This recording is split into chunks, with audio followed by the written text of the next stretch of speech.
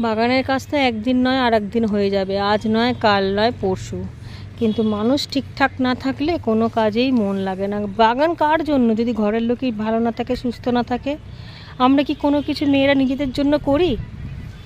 সব কিছুই তো ওই সংসারের জন্য। সংসার ভালো থাকলে আমরাও খুশি, তখন বাগান টাগান সব কিছুতেই মন লাগে। আর তা না হলে বাগানেও কোনো কিছু কাজ করতে ইচ্ছা করে না।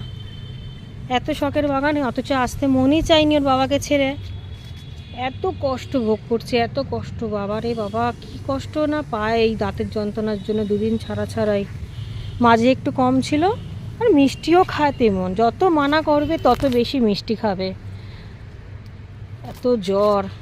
এপাশের এই দিকের বরবটি গাছের গোড়াতে একটা তরমুজ গাছ হয়েছিল, যেটা আমি কালকে তুলে দিয়েছি। এক বন্ধু বলেছে, তুলেছেন কেন, এখান দিয়ে তরমুজ পাওয়া যাবে। হ্যাঁ, পাওয়া যেত, কিন্তু এই গাছটা এই জবা গাছের মধ্যে দিয়ে উঠতো, যেটা দেখতে ভালো লাগতো না।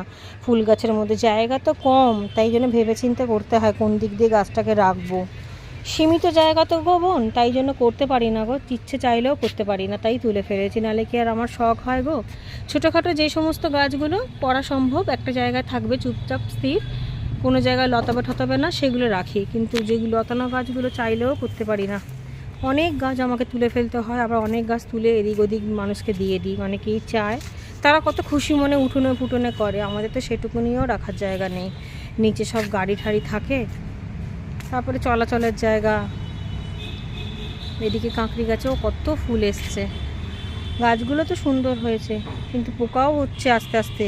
ওই একটা গন্ধ পোকা আছে না, যে সব দু একটা করে দেখছি বাগানে, লাউ গাছের মধ্যে থাকে, পাতা ঝাঁঝরা করে দেয়। দেখো লাউ গাছের ফুল এসছে, কিন্তু আমি ফলটা নেবো না। লাউ নিলেই আর পাতার তেমন স্বাদ থাকবে না, পাতা তো সবেমাত্র খাওয়া শুরুই করল।